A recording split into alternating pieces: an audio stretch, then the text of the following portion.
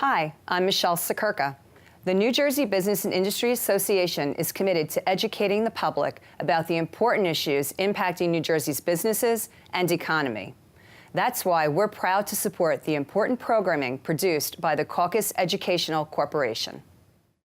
Funding for this edition of One-on-One with Steve Adubato has been provided by the law firm of GIBBONS, P.C., Horizon Blue Cross Blue Shield of New Jersey, the Turl Fund, supporting Right from the Start, NJ, the Robert Wood Johnson Foundation, the New Jersey Education Association, the New Jersey Office of the Insurance Fraud Prosecutor, Office of the Attorney General, and by Wells Fargo. Promotional support provided by the New Jersey Business and Industry Association and AM 970 The Answer. This is One-on-One. I'm an equal American just like you are. The jobs of tomorrow are not the jobs of yesterday. Look at this. You got this? Here it is, man. Look at that. Life without dance is boring. I don't care how good you are or how good you think you are, there is always something to learn. Do you enjoy talking politics? No. People call me because they feel nobody's paying attention. Our culture, I don't think, has ever been tested the way it's being tested right now. Such a good question. High five.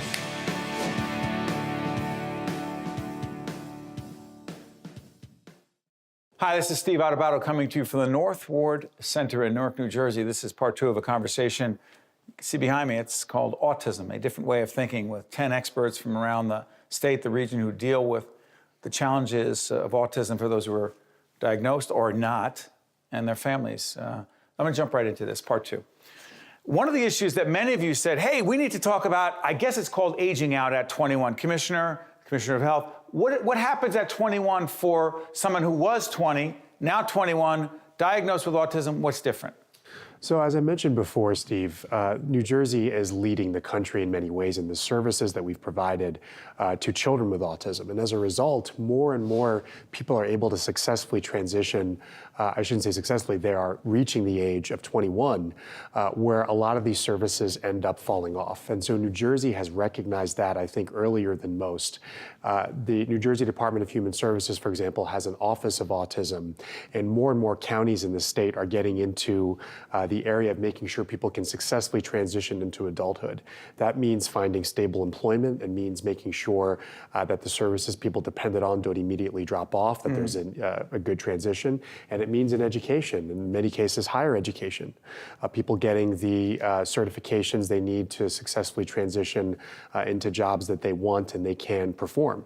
And again, all of that needs to be individualized to the person with autism and their family. Can we talk about employment for a second? One second, if I may. Yeah. You know, when we talk about post-21, the child is aging out, but so are the parents. Mm-hmm. And the parents now, you know, they were able to take care of their child. As they're aging out, they may pass away. They need stability and security that they know that their child will be taken care of. Whether it's government-related or nonprofit-related, they need that security. And that's what I deal with. The parents, they're aging out. They're in their 80s, they're in their 90s. They're not able to take care of their child I want to talk about the employment part of this, because for a 10-year-old, a 14-year-old, it may not be the same issue, obviously, as it is for 21, 22. Some of you deal more directly with this. We were in our one-on-one interviews, we talked about this. Help us, Ms. Narciso. The challenges helping, because your organization does, helps those get ready to be employed. What skills are needed? Yeah, so I mean, it varies. It's very individualized, even with, you know, all the participants that we work with. Sometimes it's just entry-level retail positions that they're looking for, whereas we also work with individuals with master's degrees. It really, there's a different level of support that's needed for each person. But going back to just the discussion, there's a lack of education, especially within the suburban and urban areas. Lack of education in terms of? For parents, of what services do exist after they age out of the school system. Regarding employment, but you also said that, and you told me this, Cornelia, help us on this, that employers need to be educated about the prospects of employing someone with autism. Talk about it. Absolutely. So the program that we have, we work with what's it called again? Project Search. Project Search. So at Overlook Medical Center, we've partnered with Project Search, which is a national organization. They're in 48 states and 7 countries. And they work with individuals ages 18 through 21 to help them transition to the workforce. So they teach them the skill sets that are needed to be able to be successfully working in the, in various areas. At our organization, we've actually hired individuals who've gone through the internship in a variety of areas, including information systems, environmental services, clinical work. And I think what is important for parents to, our Congresswoman's point here is that... She's not in Congress yet. She's in the state legislature. She may be in Congress. I understand. State legislator. No announcements right now, but go ahead. Is that, the parents are also aging out as well. And Right. I think one of their concerns, as any parent would, is what's going to happen to my child? How's my child going to survive? And they are able to function independently if they're able to be aware of what resources they can take advantage of. And we need to change our way of thinking about that. Michele, jump back, because the Center for Autism... That's all we do. The Center for Autism, break that down in terms of how you help in terms of employment. So I founded the Center for Autism because of parents. Because as a principal, I saw what would happen to our children as adults. Parents came to me and said, Michele, we need to do something about this. So that's really was the impetus for the Center for Autism. Employment is important if possible and if it fits. Isn't but it to always? sit here, no, it isn't. It is not? And it's okay to say. Is that a different way of thinking? Absolutely, it's a different way of thinking because quality of life matters, okay? To sit here and say that every person on the spectrum of autism will be gainfully employed is not going to happen. And for people to say that, I think, again, is that Is it one counterproductive size, in some cases? Absolutely, because it's about what the person needs. So the Center for Autism has pre-vocational, supported employment, also activities of daily living, socialization, all within one structure, and helping that parent also navigate the maze of Medicaid provider system now, which we need to do. And just yes, because I want to come back. I want to ask both of you as researchers on this whole question of the navigation. Michele, my sister says, from her experience,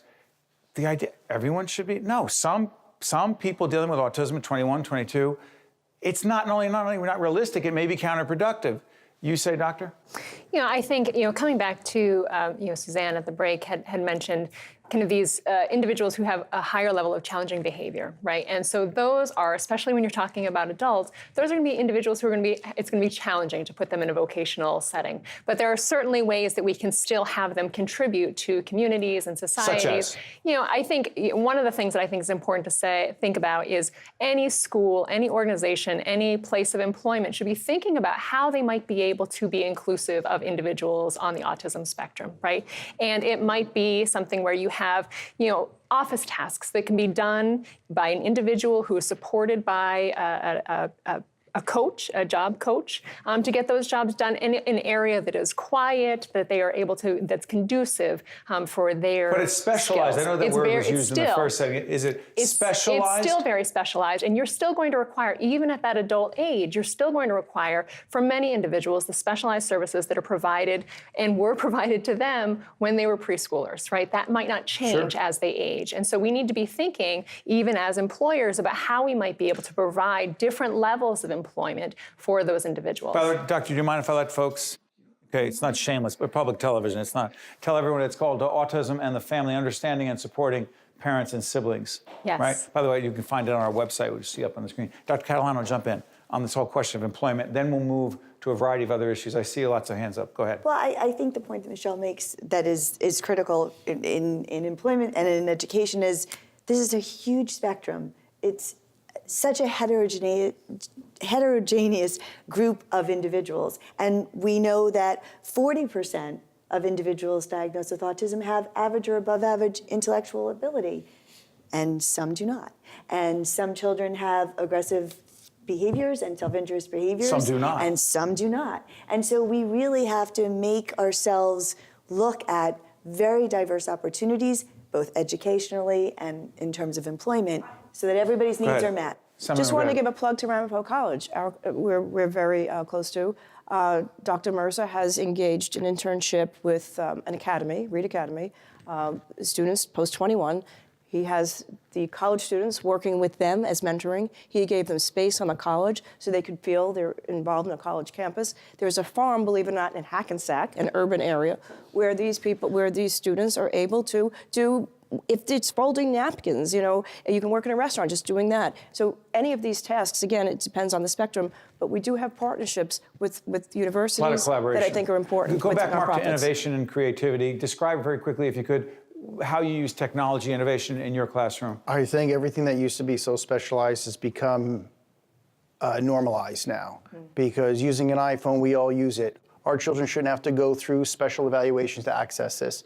They use iPads, they use computers. A lot of this technology will assist them going into their adult life. It shouldn't be something that stops. It should be relevant and functional to their quality of life. To watch more One-on-One with Steve Adubato, find us online and follow us on social media. People who are following this program may also connect this conversation with legislation in Washington. Senator Robert Menendez, the senior senator in the Garden State, advocate here. Help us on this very quickly. A synopsis of it, Assemblywoman. He has introduced on a federal level the Support CARES Act. Support CARES Autism, Act. Coordination, accountability, research, education, and support.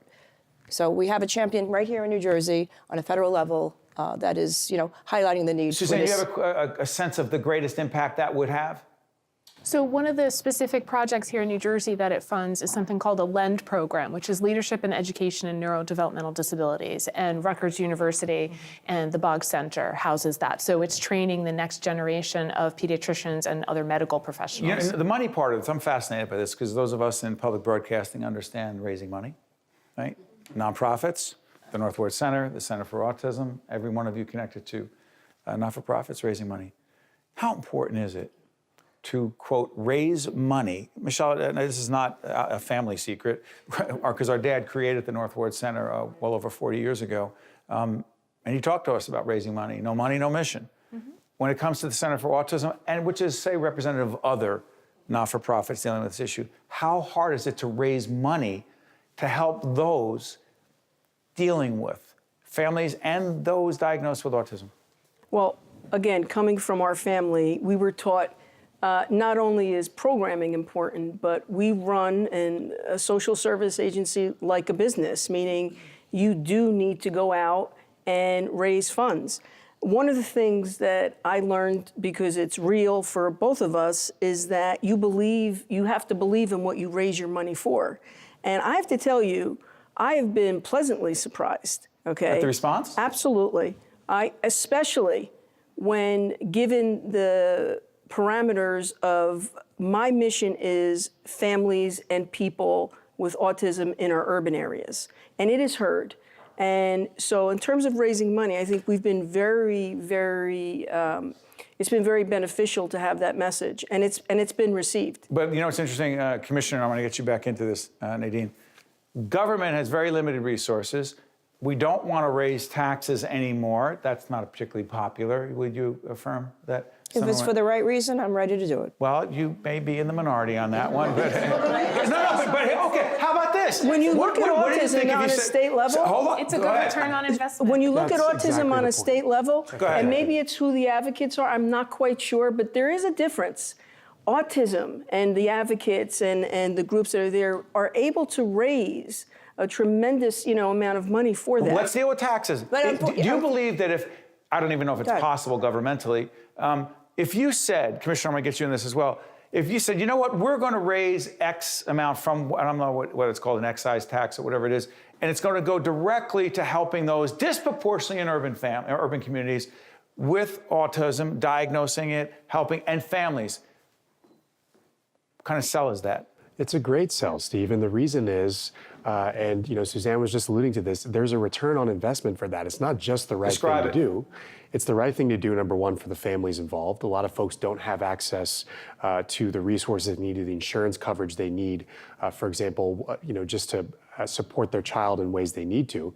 But if you're not getting these services to the kids early enough, they're going to show up in the emergency room. They're going to show up in areas of the healthcare system that are not equipped to deal with them, and these are very high cost. They show up in our state psychiatric hospitals, where we do not necessarily have, unless they have an acute mental illness in addition to their autism, somebody with autism without a mental illness does not belong there. You ever notice, when I was in the legislature for one undistinguished term, you remember that? You served with my father. Okay, I did. Right? How about this one? You ready? We created something called the Transportation Trust Fund to fund long-term transportation projects. As we're talking about this, I'm thinking, wait a minute, an autism trust fund? Literally a fund dedicated, why? Well, I'm smiling because we do have something like that here in New Jersey. It's not called that. No, it's called the Autism Medical Research and Treatment Fund. And it in part funds the Governor's Council and projects throughout the state. But it is not dedicated to a big chunk of money there, seriously? It's a nice chunk of money, but it could be a bigger chunk of money. Go ahead. Go ahead. Because we do need to do more for the urban communities, right? And when we talk about return on investment, just to put it in dollars and cents, when kids participate in early intensive behavioral intervention, more than 30% of them, and this is my term, behaviorally recover. Okay? I was able to look at former Commissioner Velez, who oversaw Department of Human Services, and say, can you imagine, Commissioner, if we didn't have 30% of adults with autism on your rolls? Because they no longer have those challenges, right? So if we invest in kids early, and especially invest in urban communities to get that age of diagnosis earlier, get the parents informed and connected. Anyone in the state can call us at 800-4-AUTISM. It's free, actually, throughout the country, and get connected to services across the life. Say it again, we'll put it up, 800? 800-4-AUTISM. And on the other end, what happens? Kids get better, they go on to lose their diagnoses, and they become more mainstreamed, and some of them don't even remember they have autism. And the other 70% make substantial progress, right? So they're better skilled at activities of daily living, they're more employable, they have less challenging behavior, they're not doing that revolving door of emergency rooms and psych facilities that are completely inappropriate. I just want to clarify the taxes, because New Jersey, in our budget, a good deal of money is shifted toward... In the state budget? Absolutely. God, I'm sorry.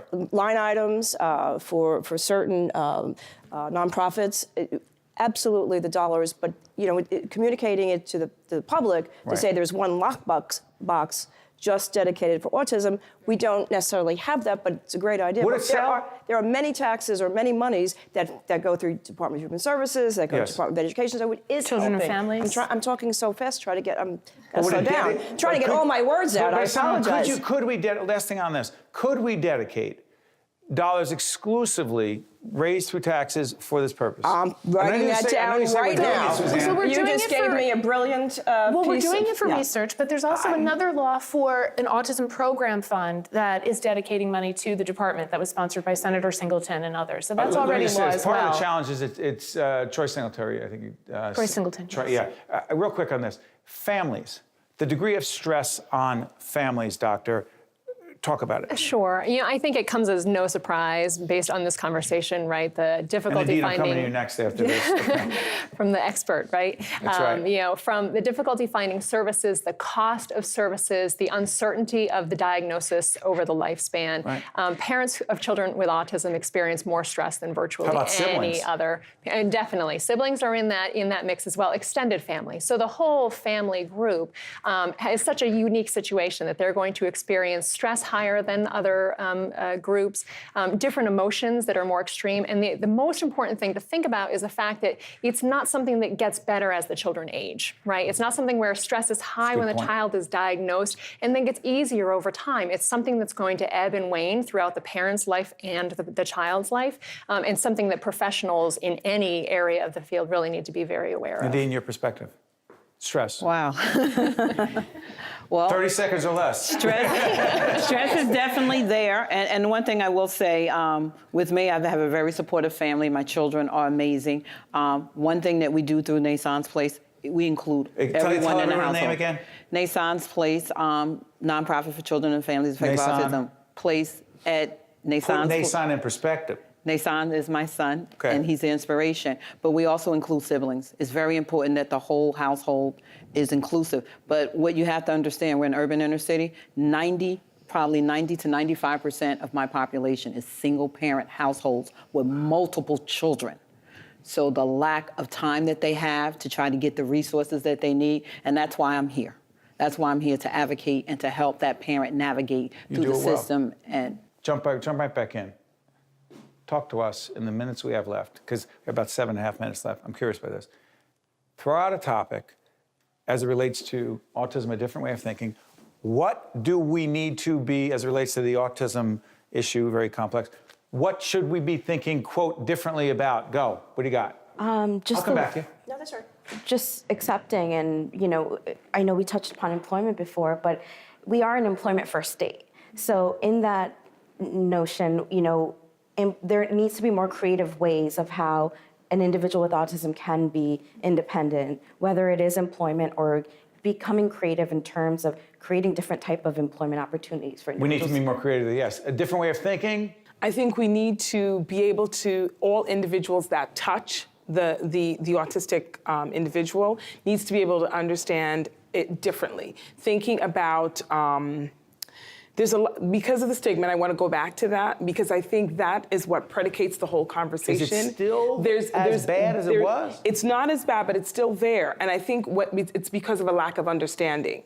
And when you understand, when you have all the individuals who touch, like someone mentioned about the school bus driver, about the individual in the supermarket who's working with someone who has autism, every individual who touches someone who has autism needs to be able to first be provided responders, that. teachers, Absolutely, bus drivers. everyone needs to understand, and then I think that cumulative knowledge helps to move us in the right direction. Director, a different way of thinking, I'll come back to you. Yes. And I just want to play off of that as understanding what? Understanding what is the lived experience of these individuals. That maybe the reason they're covering their ears and rocking is because their hearing sounds more loudly than you are. Maybe it's because their way of perceiving the world through their visual sense is more overwhelming, and so they can't look eye to eye.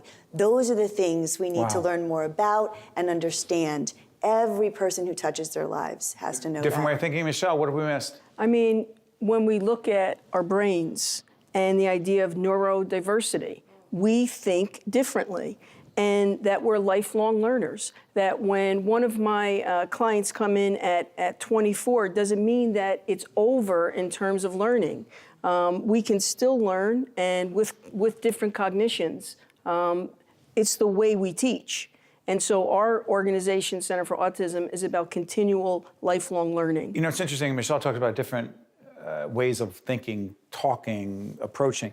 There's a young woman, help me on this. Haley Moss, is it? In Florida. I believe she's 24 years of age. Help us on this. First, I just probably saw it on the news as you did. Potentially the first autistic lawyer attorney with autism in Florida. That's a big deal. Now, Michele said not everyone should be looking to employ in a traditional way, but that particular person, of course, that's great. She was told she could never have a job. That's a change in thinking. Say that again? That's a change in thinking. It's a different way of thinking. Where you have parents who would never have believed that, or an individual with autism believing that they could accomplish that. I think getting those stories out helps people to realize, yes, we can do things But don't we also have to differently. change, Suzanne, the way, not just do we think about it, we talk about it, because she was they talked to her and her family, no, forget it, never gonna happen. Right.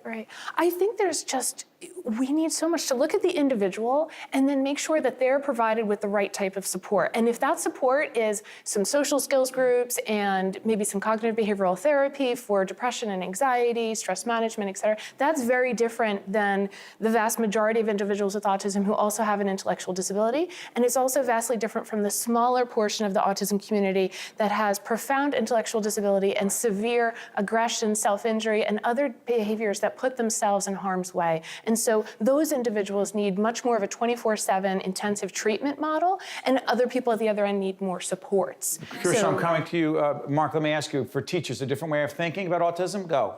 I think what we need to look at relevancy, consistency, and understanding. Relevancy is that we need to make sure that we develop a lifelong educational program for this child. Lifelong? Lifelong. It starts. That's a different way of thinking. Well, that's what you have to look at.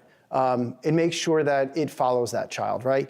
We need to look at consistency. Everything that we put in place from early intervention all the way through adulthood has to be consistent, and it's changed as that child continues to grow and acquire skills. And understanding.